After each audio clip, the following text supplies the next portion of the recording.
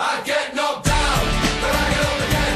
You're never gonna keep me down. I get knocked down, but I get up again. You're never gonna keep me down. I get knocked down, but I get up again. You're never gonna keep me down. Hello everybody. My name is Mike Brown, aka ReviewKingMB, and I'm sure most of you, enough of you, have heard by now the news, the tragic news of Carrie Fisher, aka Princess Leia, has died today. This sucks. It sucks on a lot of levels. 2016 has sucked for so many reasons. Not only actors and just figures of pop culture that we've lost this year, but I've lost like personal people in my life that just, this year sucks. I can't wait for this year to be over. But Carrie Fisher, I wanted to do something. I wanted to review something or make a video in tribute to her in a way, but I've already reviewed all of the Star Wars movies. So then I thought, well, what could I watch? What movie can I watch that she acted in? And then I thought, Fanboys. Fanboys is a 2009 film that I am watching, or I have watched for the very first time just now. It is directed by Kyle Newman, and the plot is we meet Eric, who's played by Sam Huntington. Him and a bunch of kids, they've all been friends for years and years. They all share a love for the Star Wars movies. Well, this takes place circa 1998-ish, where the announcement of Episode 1, The Phantom Menace, it's about to come out. And everybody's in a frenzy. Everybody's greatly anticipating the return of Star Wars. So these friends come together and they have the brilliant plan of, hey, let's road trip across the country, try to get to Skywalker Ranch, which is where George Lucas used to make all the Star Wars movies, the editing room and the props and whatnot. They want to sneak in there to get the rough cut, to somehow catch an early preview of Episode 1, all before their friend Linus dies of cancer. Now, what I think of Fanboys was, this movie was kind of lame. I gotta be honest. There are things that I like about the movie. There are like aspects of it and ideas, and I think the movie could have worked. But ultimately, it falls short of what it wanted to be for so many reasons. First, let's talk about these characters. You have Eric, you have Windows, who's played by Jay Baruchel. You have Linus, like I said, who you find out he has cancer, and this is kind of the reason why they want to go on this trip to do this. You have Hutch, played by Dan Fogler. These guys, the problem is that you don't really care about them. At least for most of the movie, they're just a bunch of guys. They're a bunch of guys who are fans of Star Wars, but the movie needed to do a better job. It needed to do a better job in explaining why they love Star Wars so much. I mean, I'm sure anybody who loves Star Wars, it's a no-brainer. I guess you can instantly connect with them just because. But I wanted this movie to really show us why they love it, to maybe show them as kids at the beginning of this movie, showed how they became friends through Star Wars, show that maybe these Star Wars movies taught them things, life lessons, and helped them through high school, or just things in general, make us understand, make people who maybe don't like Star Wars or understand Star Wars, the love of it, show us these characters and show us why exactly they love it so much. The movie just starts with them loving Star Wars. And I guess that's fine, but you really could have done more with it. You really could have been like, oh, okay, that's why these guys are friends. It's all through Star Wars. It would have made you care more about their love for the movies as opposed to just in general. When you get the side plot where Linus, you find out he has cancer, and that's the sole reason why they're doing this. That could have worked as well, and for the most part, that's kind of the only thing that works in this movie, just as far as the two main characters, Eric and Linus. They used to be best friends, but they're not anymore. They're not talking, and this trip is supposed to get them to spend more time together. They don't really spend a whole lot of time with that. It's just there, and then there's moments where they talk about it.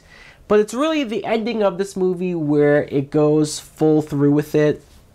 Linus, basically, they make it into the Skywalker Ranch, and they're able to find the copy of it. But they get caught, of course, by the security guys there. George Lucas, though, you never see him. But he allows for Linus to watch the movie. And that reminded me of when that person, that fan, in real life, had cancer, and it was like a month or two before The Force Awakens was coming out, and Disney let him watch an early version of the movie, let him see it before he died, and this reminded me of that, and I think that worked.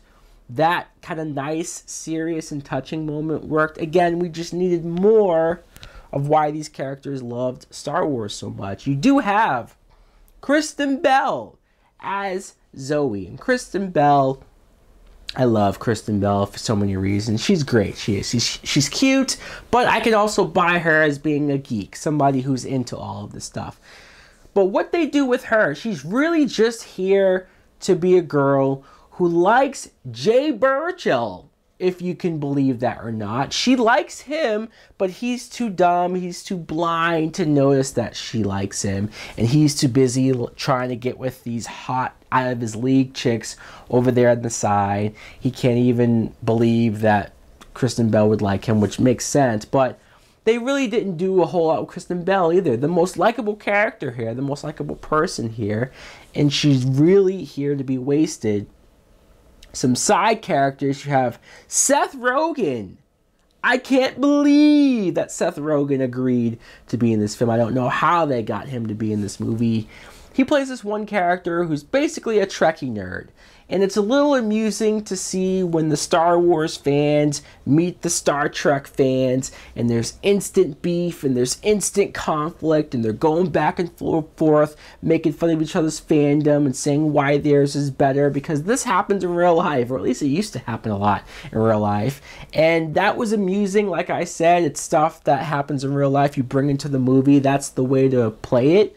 Seth Rogen really commits to being an absolute loser. Even the moment where he calls Han Solo a bitch, really brave that they went there. But then he also plays another character. He plays a second character who's a pimp. Why? I don't know. I don't even know why they didn't just have Rogen play the nerd and then have somebody else play the pimp. Wouldn't that have been funnier to, I don't know, bring in somebody else here? Because there's no shortage of cameos. There's plenty of cameos in this movie. William Shatner plays himself, who gives the group intel on how to get into Skywalker Ranch. So that was interesting. Kevin Smith and Jason Mewes, I don't know if they're actually playing each other, but they're here, and they kind of have an amusing bit. Billy D. Williams plays a judge who they actually got a Star Wars alumni to be in their movie, so that was cool, but he wasn't playing himself.